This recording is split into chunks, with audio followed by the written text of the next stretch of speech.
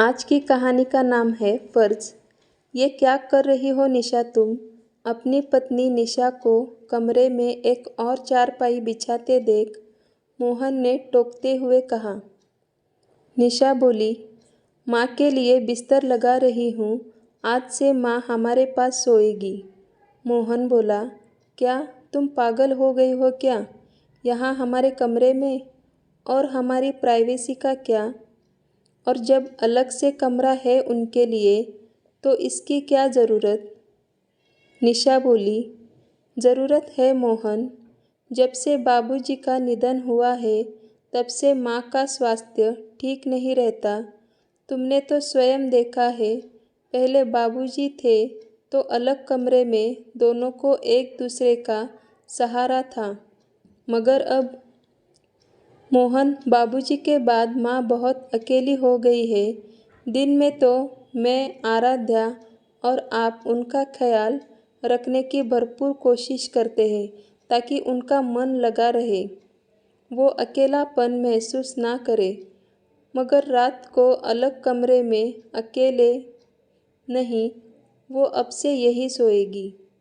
मोहन बोला, मगर अचानक ये सब, कुछ समझ नहीं पा रहा हूँ तुम्हारी बातों को। निशा बोली, मोहन, हर बच्चे का ध्यान उसके माता पिता बचपन में रखते हैं।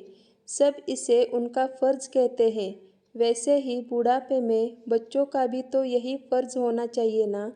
और मुझे याद है, मेरा तो दादी से गहरा लगाव था, मगर दादी को मम्मी पापा ने अलग कमरा दिया हुआ था। और उस रात दादी सोई तो सुबह उठी ही नहीं। डॉक्टर कहते थे कि आधी रात उन्हें अटैक आया था।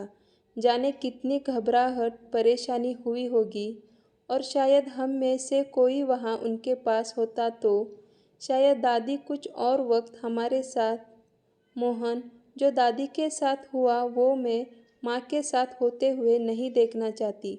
और फिर बच्चे वही सीखते हैं जो वो बड़ों को करते देखते हैं। मैं नहीं चाहती कल आराध्या भी अपने ससुराल में अपने सास ससुर को अकेला छोड़ दे, उनकी सेवा ना करे। आखिर यही तो संस्कारों के वो बीज है जो कि आने वाले वक्त में घनी छाया देने वाले वृक्ष बनेंगे। मोहन उठा और निशा को सीने से लगाते बोला, मुझे माफ़ कर देना निशा। अपने स्वार्थ में मैं अपनी माँ को भूल गया, अपने बेटे होने का फ़र्ज को भूल गया।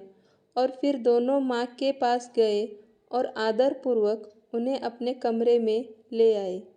तो दोस्तों, आज की कहानी आपको कैसी लगी ज़रूर बताना।